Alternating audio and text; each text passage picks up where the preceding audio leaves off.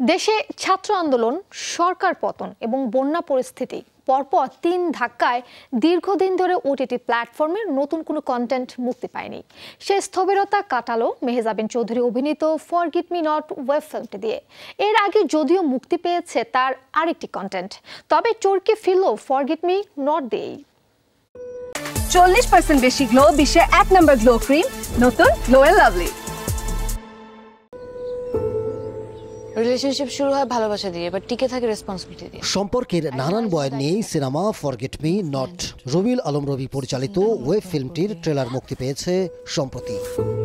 আমি যদি কখনো হারিয়ে যাই। 1 মিনিট 42 সেকেন্ডের ট্রেলারে দেখা গেছে মেহজাবিন চৌধুরী ও ইয়াশ রোহান অভিনীত চরিত্রের এক ঝলক।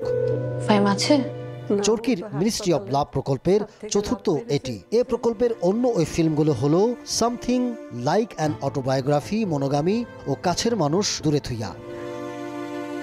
এবার আসছে ফরগেট মি নট।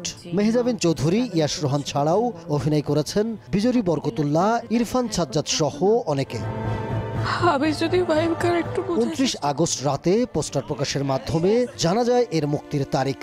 পোস্টারে একে অপরের দিকে তাকিয়ে আছেন ইয়াশ রোহান ও মেহজাবিন।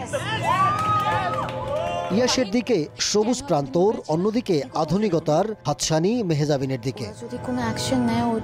ক্যাপশনে লেখা, হঠাৎ করে নাই হয়ে যাওয়া ছেলেটার ভেতর কি চলছিল। আসলে কি হয়েছিল সেই প্রশ্নের উত্তর মিলেছে 5 সেপ্টেম্বর মুক্তি পাওয়া সিনেমাটিতে। তুমি আমাদের রিলেশনশিপ নিয়ে serious? Ahmed Tauquir, showbiz tonight.